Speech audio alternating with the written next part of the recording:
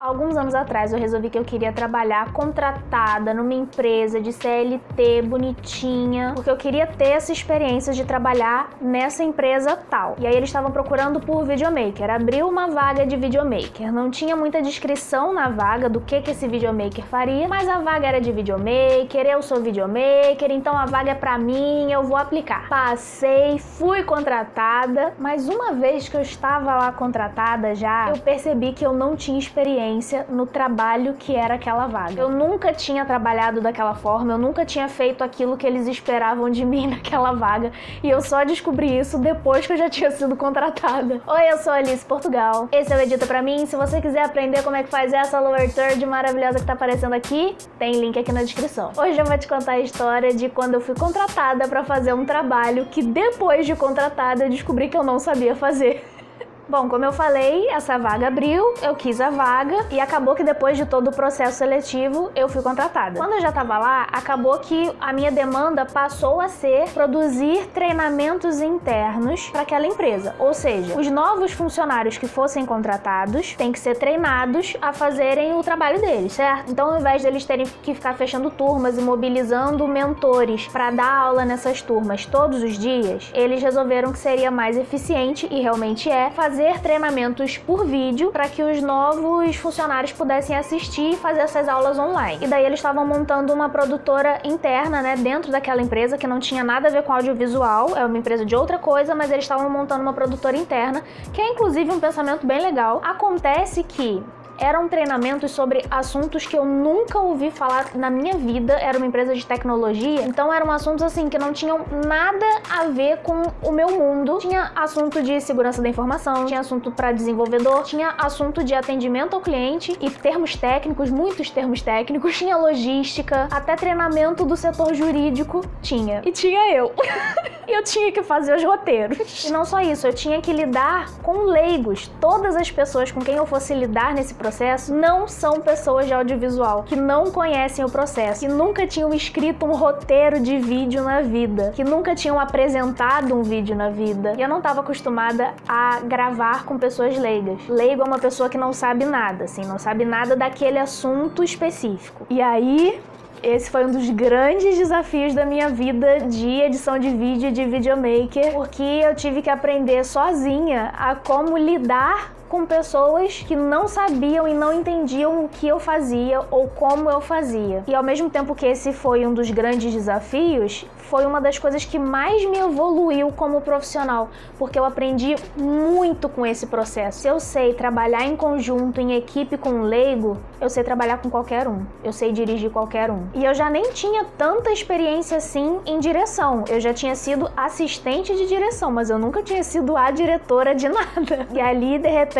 para todas essas produções, só tinha eu. Eu era a câmera, a produção, a editora, a diretora, a roteirista, tudo. Então, assim, foi um intensivão que acabou com a minha cabeça, mas também me evoluiu muito. Não era sustentável a longo prazo, mas a curto prazo foi, assim, um intensivão pra vida da minha profissão. Então, eu quero dividir um pouco com você do que eu aprendi nesse processo de trabalhar com pessoas que não são do audiovisual. Bom, pra você entender melhor, era assim, um setor da empresa precisava fazer um treinamento. Eu me juntava com algum representante, algum líder daquele setor. Nós dois juntos montávamos um roteiro. Como é que isso funcionava? Primeiro, essa pessoa, que era o detentor do conhecimento daquele conteúdo, né? A pessoa que conhecia o conteúdo, que ia dar o treinamento, ele pegava e escrevia tudo o que ele deveria ensinar, assim, palavra por palavra mesmo, escrevendo a fala, e eu transformava aquele documento que ele me mandava, que acabava ficando num formato de post de blog, por exemplo, eu pegava aquilo e transformava num roteiro. Eu tinha que mudar um monte de coisa, assim, a forma que as coisas eram ditas, porque às vezes quando a gente tá escrevendo do jeito que a gente fala, a gente acaba se repetindo muito. Por exemplo, agora eu falei a gente 3 vezes só nesse momentinho aqui que eu falei. Então, isso não pode se repetir num roteiro. Eu não tenho roteiro aqui, é óbvio. Então, eu tinha que reescrever aquela informação que eles passavam pra mim. Ou seja, se eu tinha que ler, interpretar pra poder reescrever aquilo em forma de roteiro, eu era a primeira pessoa a ser treinada naquilo. E eu era completamente leiga pra eles. Do mesmo jeito que eles eram pra mim, eu era pra eles. O treinamento já era melhorado, mais elaborado, porque se eles estavam recebendo pessoas leigas pra serem treinadas, eu era a cobaia perfeita. Eu tinha que ler, processar aquilo na minha cabeça e entender pra reescrever aquele conteúdo. Então, desde aí, a qualidade do treinamento já tinha melhorado, porque tinha que passar por um leigo antes de passar pro aluno. E como eu disse, se você consegue explicar um assunto pra alguém que nunca ouviu falar daquilo antes, então qualquer pessoa consegue entender. Depois disso, a gente marcava a gravação, a gente gravava em uma das salas de reunião. As salas de reunião lá eram temáticas, então assim, eram lugares bonitinhos pra gravar. E aí vinha o segundo desafio, que era dirigir uma pessoa que muitas vezes nunca nem falou com a câmera. E nesse processo, assim, a gente demorou muito pra entender como é que a gente ia se blindar de escolherem uma pessoa que falava muito mal pra câmera, sabe? E isso a gente só foi aprendendo, assim, com tentativa e erro, tentativa e erro. Então, o que a gente entendeu depois de um tempo? A melhor pessoa pra dar o treinamento na frente da câmera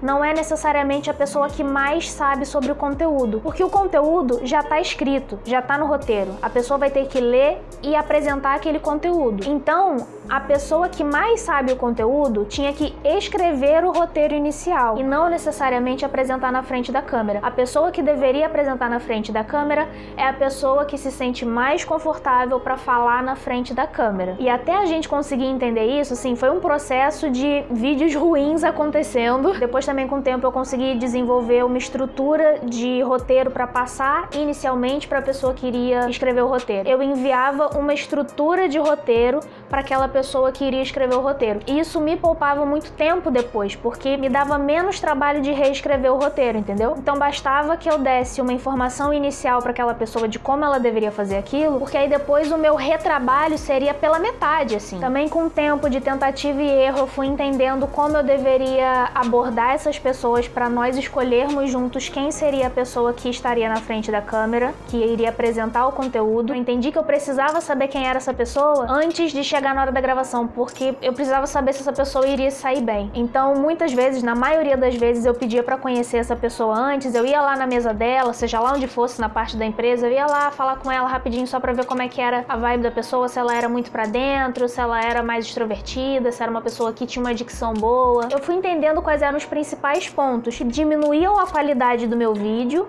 e que eu poderia resolver facilmente sem gastar nenhum dinheiro a mais, sem precisar de mais recursos, entendeu? Simplesmente dando mais atenção ao processo. E nisso eu fui desenvolvendo vários métodos que me blindassem de ter um resultado ruim depois, entendeu? Não é infalível, às vezes acontece, mas evitava muito. Então é importante você perceber até aqui, até essa parte da história, que o erro é muito importante. A gente vai errar, a gente não vai começar fazendo as coisas lindas e maravilhosas na nossa maior expectativa. Não, a gente vai começar construindo ali, entendendo como é que as coisas funcionam e vai errando e vai aprendendo com o erro, vai entendendo como não deixar aquilo acontecer de novo, e isso é extremamente importante. Você tem que ter o pensamento crítico de entender o que é o erro, o que ali não ficou muito legal e como consertar isso para a próxima vez. Senão você não evolui, senão você vai ficar apenas repetindo aquela mesma qualidade que você tem pro resto da vida e não vai evoluir. Mas mesmo assim eu percebia que no começo dos vídeos as pessoas estavam sempre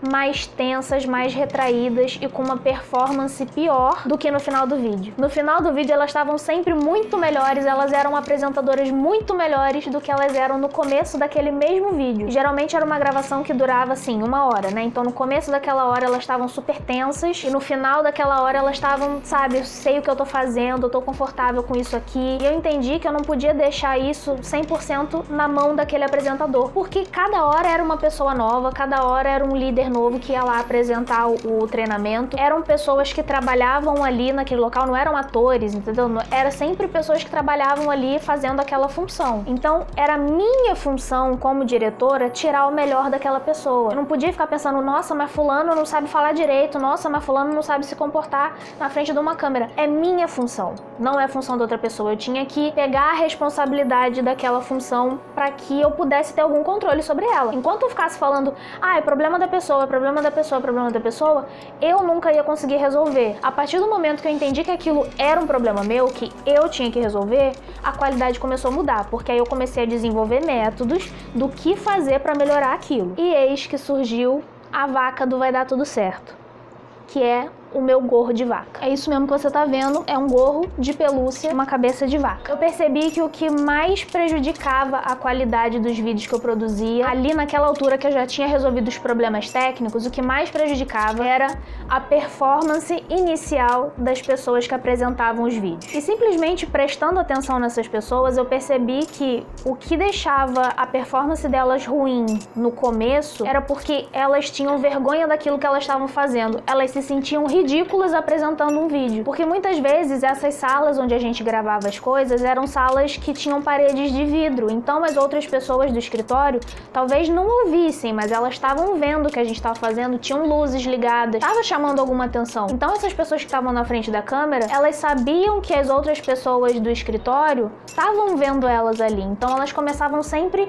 muito tensas, se mexendo pouco, gesticulando pouco, falando baixo, falando sem entonação, falando muito pra dentro, sem expressão facial. E essa vergonha, esse medo de passar vergonha ia passando ao longo do vídeo. Por quê? Porque ela ia se acostumando com a luz, ela ia se acostumando a falar com a câmera, ela ia se acostumando com o barulho ambiente, ela ia se acostumando com a ideia de que os colegas dela estavam observando ela, e no final do vídeo ela não estava mais nem se importando. Então por isso ela ia melhor no final e no começo ela ia mal. Então eu entendi que eu tinha que fazer essa pessoa já se sentir à vontade com ela mesma desde o começo do vídeo. Porque o principal não era fazer ela se sentir à vontade no ambiente ou naquele conteúdo que ela estava apresentando. Ela já sabia o conteúdo que ela estava apresentando. Ela faz aquele trabalho todo dia, ela sabe o conteúdo. Não era questão de estudar mais o texto, ela sabe qual é aquele conteúdo. O problema é que ela tinha que estar confortável consigo mesma e com aquilo que ela estava fazendo naquele momento. Se as pessoas se sentiam ridículas apresentando o vídeo, elas se sentiam ridículas falando para uma câmera. E aí um belo dia, voltando para casa do trabalho, eu vi o gorro de vaca vendendo na rua. Eu resolvi comprar, foi R$20 essa vaca. Com R$20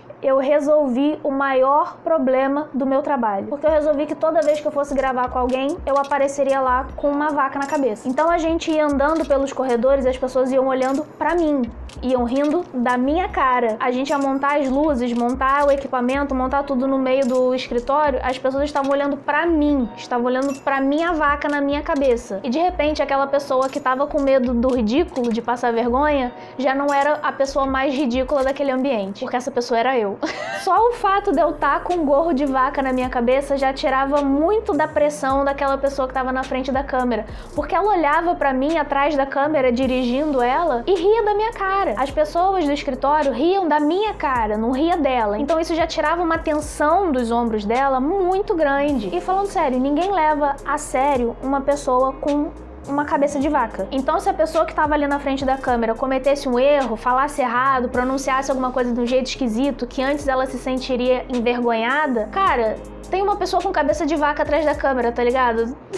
O que é pronunciar alguma coisa errada? Isso é outra coisa muito importante, assim, quando a pessoa que tá na frente da câmera comete erros, é muito importante que o diretor, a pessoa que tá ali guiando aquela gravação toda, deixe aquilo da forma mais de boa possível. Pode zoar sim, pode rir sim, pode ser que leve um pouco de tempo a mais pra pessoa voltar ali a fala dela, mas é mais importante que ela volte com qualidade do que com rapidez. Então pode, assim, tirar 1 minuto pra ficar rindo um da cara do outro, pra fazer uma zoação, pra zoar aquilo que ela falou. Sempre é claro de um jeito onde é engraçado pra todo mundo. Sempre de um jeito que você não tá diminuindo a pessoa, fazendo ela ficar constrangida com o erro que ela cometeu, entendeu? Esse é o mais importante, é tirar o constrangimento dela e trazer o constrangimento pra todo mundo que tá envolvido ali. Porque se tá todo mundo passando vergonha, ninguém tá passando vergonha. E aí essa vaca foi batizada de vaca do vai dar tudo certo. Aí depois ela acabou virando um amuleto da sorte, né? E eu trabalhava assim, eu tinha 2 telas lá, aí eu botava a vaca no meio das 2 telas e trabalhava com a minha vaca assim, me olhando como se fosse um amuleto da sorte. E era mesmo, ela é um grande amuleto que me ajudou muito. E hoje ela fica pendurada no meu tripé aqui no escritório quando eu não tô gravando, né? Quando eu tô gravando a câmera tá aí. Então eu aprendi que trabalhar com pessoas que não sabem fazer aquilo que eu faço foi extremamente importante pra eu melhorar a qualidade do meu trabalho. Porque agora eu sei explicar o que eu faço e como as pessoas devem fazer pra pessoas que nunca fizeram isso. E se eu sei explicar pra essas pessoas, eu sei explicar pra qualquer pessoa. Se eu sei dirigir essas pessoas, eu sei dirigir qualquer pessoa. E também ser a pessoa que não sabia nada sobre o conteúdo que essas outras pessoas tinham que ensinar, né? Também foi muito bom pra mim, porque eu entendi que eu sou tão leiga quanto eles, só que no assunto deles. Eles são no meu assunto e eu sou no assunto deles. Então, assim, não tem essa de, eu sou foda porque eu sei tudo na minha profissão. Você sabe tudo na sua profissão. Na do outro, você não sabe. Então, assim, você pode ser muito competente, você pode ser muito maravilhoso, mas você não é mais foda que ninguém, porque ele sabe muito mais na profissão dele, você sabe muito mais na sua profissão e todo mundo é leigo na profissão do outro. Muito obrigada por ter assistido esse vídeo. Não se esquece de checar os links que estão aqui na descrição, porque são de vídeos que eu tenho certeza que você vai querer assistir, tá bom? Até o próximo vídeo e tchau!